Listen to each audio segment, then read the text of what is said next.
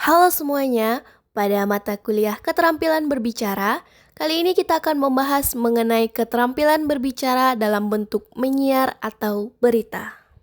Sebelum itu, perkenalkan saya Ginta Agustina dengan NIM 24016022 dari Prodi Pendidikan Bahasa dan Sastra Indonesia. Selanjutnya kita akan masuk ke pembahasan mengenai keterampilan berbicara dalam bentuk menyiar atau berita. Pembahasan pertama yaitu keterampilan berbicara dalam berita. Berita adalah informasi yang disampaikan kepada publik mengenai suatu peristiwa atau kejadian. Dalam penyampaian berita, keterampilan berbicara sangat penting agar pesan yang disampaikan jelas, menarik, dan mudah dipahami oleh audiens.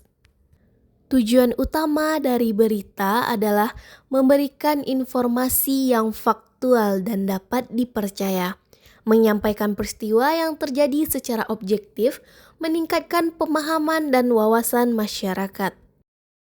Lanjut ke pembahasan selanjutnya yaitu struktur berita. Setiap berita memiliki struktur yang sistematis agar mudah dipahami oleh audiens. Struktur umumnya mencakup judul berita, itu harus menarik, singkat, dan mencerminkan isi berita. Selanjutnya, lead atau kepala berita, ringkasan utama yang mencakup aspek penting peristiwa. Terdapat 5W plus 1H. Isi berita itu ada uraian lebih detail dengan fakta, data, dan kutipan dari sumber terpercaya. Nah, di akhir penutup berita itu ada kesimpulan atau dampak dari berita terhadap masyarakat. Keterampilan berbicara dalam penyampaian berita itu diksi yang jelas, pemilihan kata yang harus tepat dan mudah dipahami. Selanjutnya artikulasi yang tepat. Setiap kata harus diucapkan dengan jelas agar tidak menimbulkan kesalahpahaman.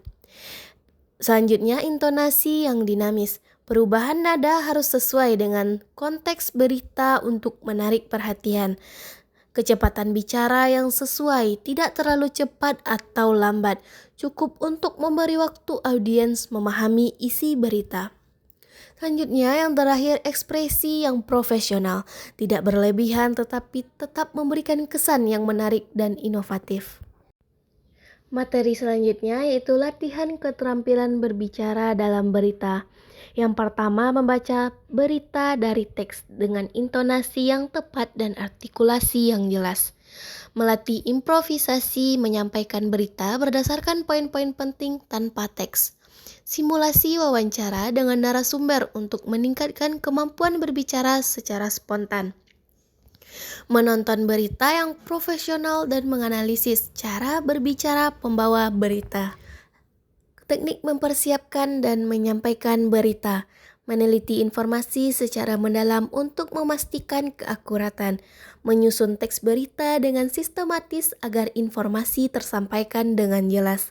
Latihan berbicara dengan teknik broadcasting menggunakan perekaman untuk evaluasi, memahami target audiens sehingga cara penyampaian sesuai dengan kebutuhan pendengar atau pemirsa.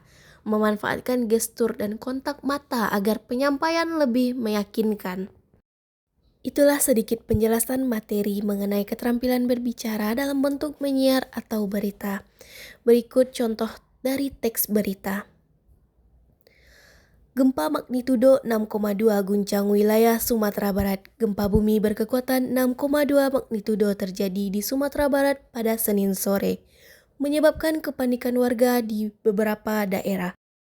Badan Meteorologi, Klimatologi, dan Geofisika BMKG melaporkan bahwa gempa terjadi pada pukul 16.30 WIB dengan pusat gempa berada di kedalaman 10 km.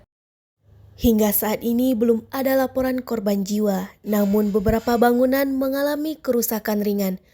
Pemerintah setempat mengimbau warga untuk tetap tenang dan mengikuti arahan dari petugas terkait untuk mengantisipasi gempa susulan. Itulah penyampaian materi mengenai keterampilan berbicara dalam bentuk menyiar dan berita. Sekian dan terima kasih.